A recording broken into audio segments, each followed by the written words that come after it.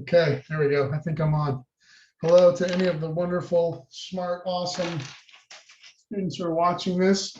My name is Matt Lockwood. I am a Clear Lake High School graduate along with the class of 2011.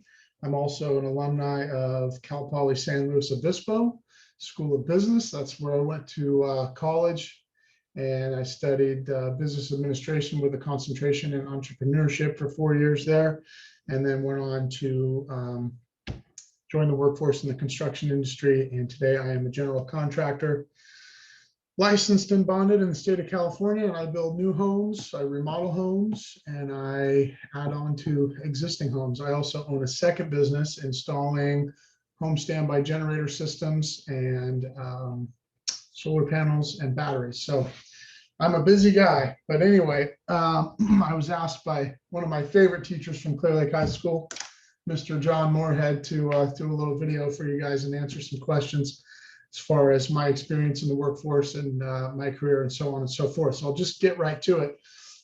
Job title, description of the work, I think I pretty much already gave you that. General contractor, so I'm in construction. I have employees, and we, like I said, build, remodel, anything you can really think of in the residential construction industry, and building of homes and remodeling, things like that.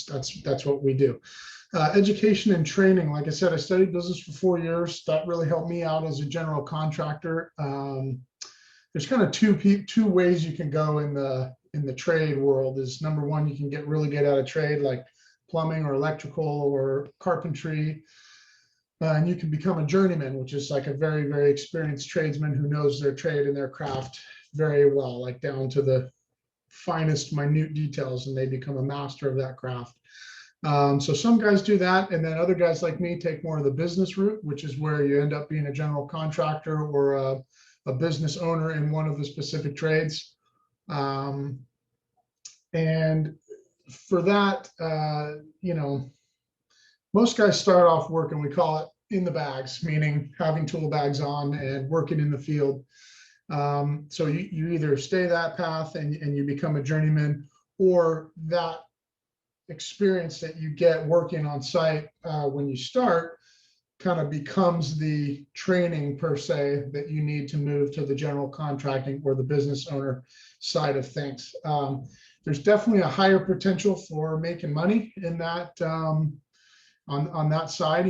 Owning the business is always more profitable than working for a business, but it also comes with more risk, and with more risk comes more reward. So it's not a guarantee, but if you got the stuff, if you cut the mustard, you can definitely make a lot of money as a business owner. As far as education goes, I mean, the construction industry, that's one of those ones where, like me, I have a 4-year Bachelor of Science in Business, but I'm getting a call on my business line right now. And that helped me. I think it helped me learn what it takes to run a business and kind of present myself to investors and to clients in a professional way. I sound like I know what I'm talking about to people that I work with, and maybe college helped with that, but it's absolutely not a requirement. And I have a lot of people that make a lot of money in the trades that didn't even graduate high school, frankly. So I think education in the construction field is somewhat, it's great, but like I said, it's not necessary. And in fact, some of the most profitable business owners I know and some of the most profitable tradesmen that I know do not have a 4-year degree. So always a great feather in your cap, but not necessary for the construction field. I'll segue into this next question here as we're talking about money, wage, and salary. So when I started my first job, I came to the Bay Area in San Mateo, and I got a job as a project manager, but really I was sort of a working foreman. So as much as I was running the jobs, I was in the field working, building new houses, and I got hired at $78,000 a year. That was in 2016. And then I worked a few years for that company. And then when the work kind of dried up, we were building a series of homes for those guys that I worked with. And once those homes were built, I went on my own. At that point, I had the experience that I needed to get my general contractor's license. And about 2 years ago, I started my own company, Lockwood Builders. And I think my first year I made, I think I pretty much matched what I was making at my job, maybe a little bit more. I think I did 80 or 85,000 in my pocket after that first year. And 2 years later, now I'm making about 160,000, $170,000 after Uncle Sam gets his pound of flesh. So there's definitely really good money to be had in the construction industry. I know a lot of people, a lot of tradesmen get, we're kind of the flunkies or whatever, you you don't necessarily have the best education, or, you're not a tech person, or you're not a, a doctor or a lawyer or one of these other prestigious titles. And people think that that means that you can't make good money, but it's really not true. I mean, for example, right now I have 2 apprentice carpenters who make $35 an hour. I have a journeyman carpenter who makes $65 an hour. And then when you get into the management levels, you're talking $105, $110, $120 an hour to manage construction projects. So, from the trades, working all the way through to managing those jobs, you can make great money in the field of construction. Let's see. Yeah, what characteristics are most needed for a person to be in this career? So definitely can't be afraid of hard work. I mean, and taking responsibility. I would say that that's one of the things that if you want to be in the construction field or in any sort of trade, and you want to own the business and you want to have employees and work for customers and really be in a place where you're creating your own limits as far as, the only limit to your performance and how good you can do is yourself. If that's something that you want to do, I would definitely say, the number one thing that you need to have is the willingness and the ability to take responsibility for everything. And when I say everything, I mean things that aren't even your fault at all. Things happen. My guys make mistakes. Last year we had the COVID thing that really disrupted the supply chain for materials and stuff like that. I took responsibility for all that stuff. I had to answer the hard questions and say, hey, that's on me. Here's what I'm going to do about it.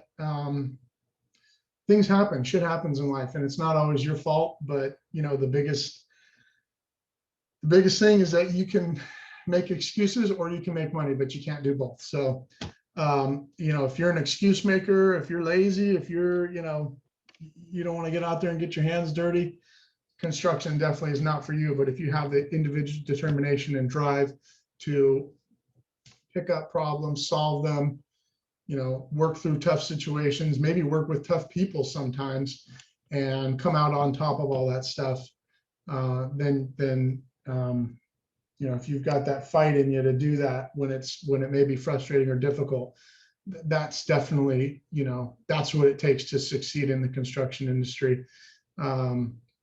I do that on a daily basis. It's basically, that is the lens through which I approach almost every problem, is that this is my fault, this is my responsibility, and I'm going to be the one to solve this problem. So as soon as you take responsibility for your problems and for the things that are happening to you, you also take control of them. And so having control is the key to getting where you want to go in the construction industry. Let's see what I'm doing now. Yeah, I kind of already talked about that. Yeah, so last question here is, what do I look for when hiring employees? A lot of the same, what I just talked about, guys that are willing to really just be problem solvers and look for solutions instead of making excuses. There's always some buck that can be passed to somebody else. There's always a problem, that's somebody else's fault, that, you can pass the blame. But really, when I look for employees, I'm looking for that attitude first. Before I'm looking for education or even training or experience. I mean, I look for somebody who's moldable, who is willing to learn, who is excited, and most importantly, is willing to take responsibility for their position. So again, sort of the same thing. Let's see, I guess I'm gonna go off the cuff here for a little bit.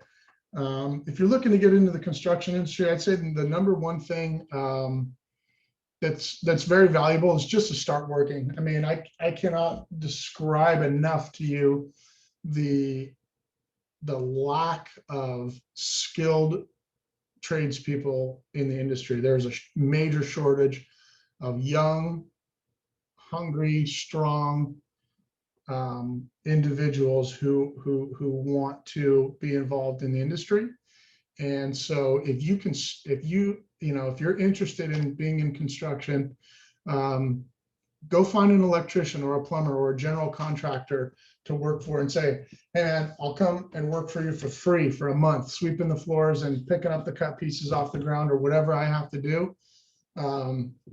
Just if you'll give me a shot to be on the job site with you working, and then after that month, you can pay me what you think I'm worth. But if you have no experience, it doesn't matter. Just get out there and find somebody, ask them, what can I do for you? What problem can I solve for you? Here's what I know how to do. Here are the qualities that I have, and, can I come to work? So I guarantee you, anybody that came to me asking me that, a young kid, I would be very impressed, and I would immediately give them a paid opportunity. So it doesn't take much. You just, you got to have the nuts to go ask, for lack of a better term, excuse my language there. But, you get a lot out of being forward and being assertive. I would say just get into the field and find somebody that you can shadow and learn from, because like I said, there's a very, very, very major lack of a shortage of qualified personnel in the industry. And, we've glorified and kind of pushed and really funneled our youth into these high paying, tech type of jobs for a long time, and business organization and management jobs for a long time, which is great. There's nothing wrong with that. It's just led to a shortage in the trades. And so there's an opportunity there for the person who wants to work and work hard. Like I said, I know many, many tradesmen who are making well over six figures within 3, 4, 5 years of joining the industry. And then, the sky's really the limit from there. If you go on to own your own business. So anyway, it's great. I love construction.